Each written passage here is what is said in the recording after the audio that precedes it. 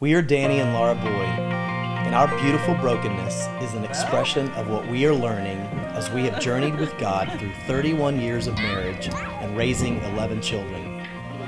In our journey, we have encountered God's love and faithfulness as He rescued us both from death and addiction.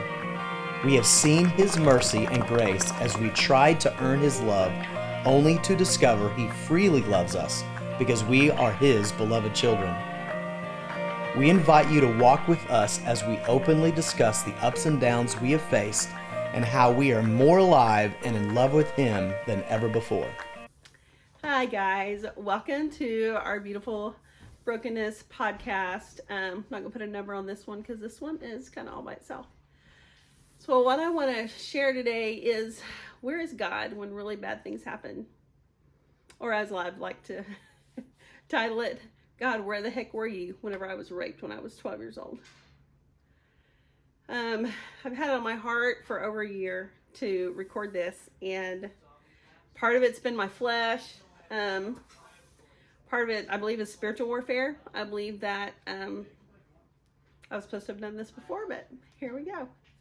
So part of my testimony is that whenever I was 12 years old, I was walking to the corner store from my house. It was in the evening, I don't know, 4:35, 5:30. It was just, by the time I started walking back from the store, it was kind of dusky. You know, the sun had gone down, but it was really light outside. I was 12 years old. It was 1981. And as I was coming back from the store, I cut through a parking lot of like a car lot kind of a thing. And stranger, a man I'd never seen before, hit me on the side of my head really hard and put me in his car and drove me out to a field a couple miles from our house out in the country and raped me and beat me. We were probably there 3-4 hours, probably. Then put me back in his car, left. And as we were driving back through town, he went by the place where he picked me up, past the corner store, and I said, "Will you please let me out?" And he did. I was 12. It was terrible. It was really, really terrible. I stuffed that down. I can remember as a 12-year-old in the emergency room that night saying, this man has tried to take something. He did take something from me. He wanted to take something from me. He wanted to destroy me, and I'm not going to let that happen. I should have told my parents everything. I told them that I was unconscious because I felt like it would be easier for them, and I didn't want to talk about it with them, what happened. So I told them that I was unconscious the whole time. So they didn't know that I knew all the things that I went through. So there wasn't counseling for that. But I mean, it was 1981. I'm not sure. I don't know what would happen. But anyway, I didn't come in the light with all of it. I felt like on my little 12-year-old self, I had a good motive for that. But it's still, people just get in the light, whether it's hard, whether it's uncomfortable. Hiding things gives room for Satan to just mess with you. So I didn't get counseling or anything. I remember my dad took me to a preacher at the time who, told me to not have any guilt, that God would still consider me a virgin and pure. And but I didn't really think about that. I remember when I went for my follow-up checkup, I did have a cycle, so there was that. I had already started ministrating as a 12-year-old, so I didn't have to worry about having a baby, so that was good. But anyway, that night I decided that he wasn't going to take any more time. I wasn't going to think about it again. I wasn't going to focus on it again. Walked out of the emergency room that night, and my grandma was there, and she was crying, and she was like, "Oh baby, I'm so sorry." And I'm like, "I don't want to talk about it, it's over." So I did not grieve at all. I'd seen a lot of like after school special things where, the girl never leaves her house again. And I just was like, that's not the way I'm going to do it. I was really not very smart. But so what the enemy did then is he's like, okay, or in my flesh or whatever, how I'm going to deal with this is, first of all, I'm like, I know it's supposed to be good, okay? From movies we had seen, things I had been exposed to already as a 12-year-old. I was like, it's supposed to be fun. So I initially wanted to look for an experience that was fun. So from that time on, I was saved whenever I was 20. I was very promiscuous, having sex with a lot of different people. I didn't really ever date. Because I just had this, I wanted to be admired, but I didn't let anybody in. There was a really tall wall. Because I was like, you're not going to hurt me. Matter of fact, I might hurt you. You're not worth anything except for just to have sex. And, but I really felt like it was a lot to do with self-worth. But, then it was really like, maybe it was about, I will show you that that wasn't important what you took from me by giving it away to everybody else. Whatever was going on in my little mind, not sure, but I was very sexually active. Did not date, did not have boyfriends, did not have relationships at all. So it was a mess. First year of college, I get pregnant, and which is really just, anyway, and kill that baby through abortion. Then we moved down to Dallas, and I meet some people at work that are losing weight. And I'm like, man, how are y'all losing weight? Because I'd always been curvy, and it was meth. So I get addicted to crystal meth. I kill another baby through abortion. My sister can't stand to be around me.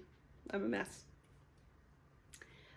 She does get some people together to pray for me on a Friday night. God sent me a dream that night. I'd come home from the club. I'd probably been up 2 or 3 days. So in the dream, the trumpet sounded and the sky turned black. And Jesus came. I could see him, just lit up the whole sky. There was a road that went up into heaven to meet him. And I got on the road because that's what I had always done my whole life. When I was around Christian people, I acted like I was a Christian.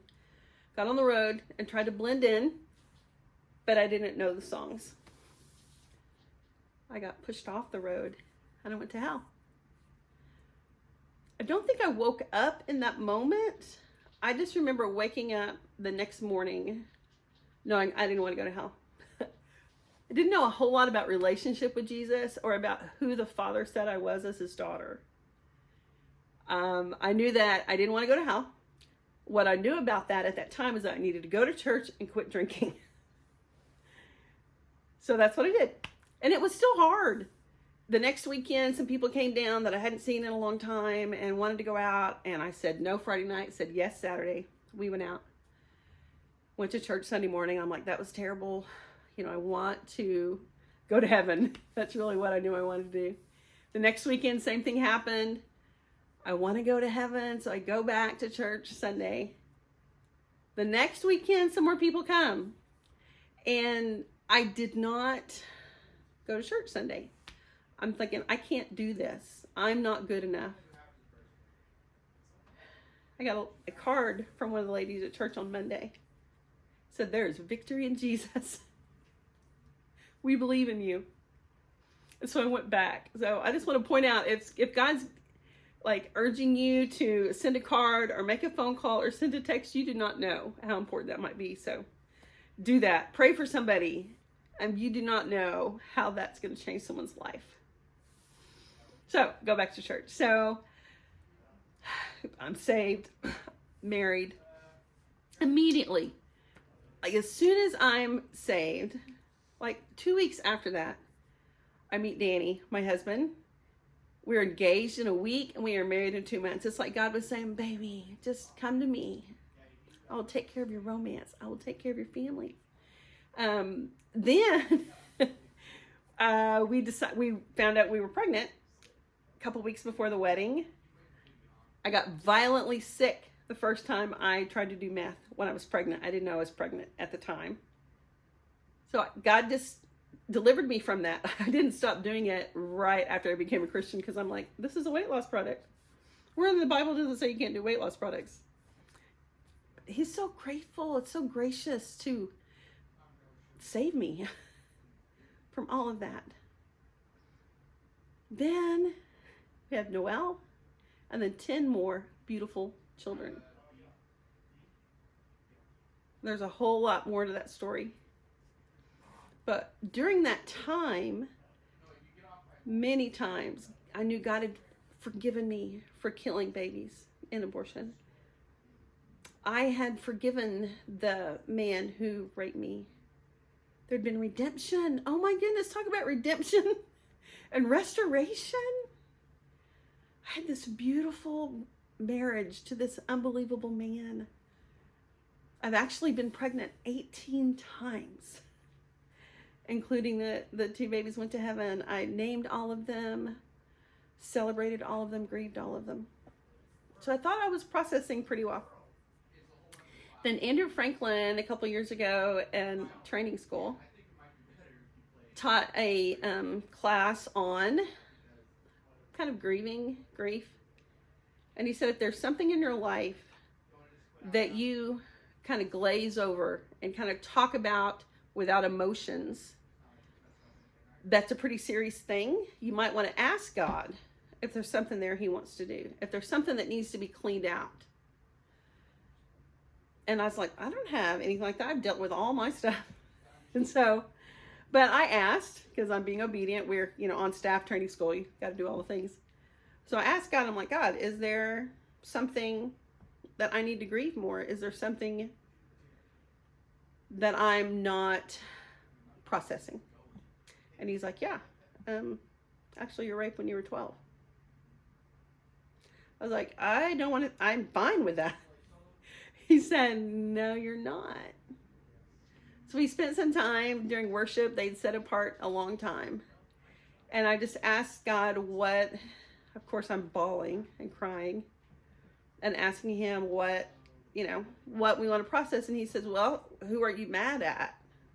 I'm like, well, I forgave the rapist a long time ago. I'm not mad at him anymore. He's like, you're mad at other people.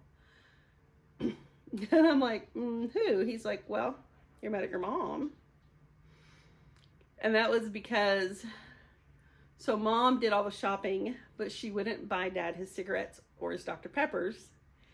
And so he would ask us to go to the store to get those things for him. And dad had sent me to the store that night. And I mean, it was 81, but still, I was like, you're right. I'm mad at my mom and my dad for not protecting me, for sending me to the store by myself. And we live in a really quiet neighborhood, but that's the truth. I was. And so we processed that for a while, and I, forgive them and process that with God. And I'm like, okay, I'm done. He's like, no. I was like, what? He's like, you're mad at me.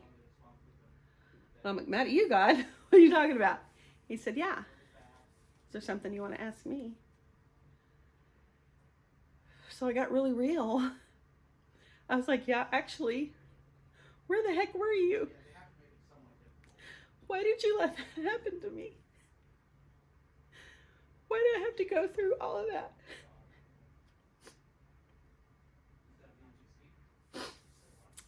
He was so sweet. He said, I was right there with you. He's like, I saved you.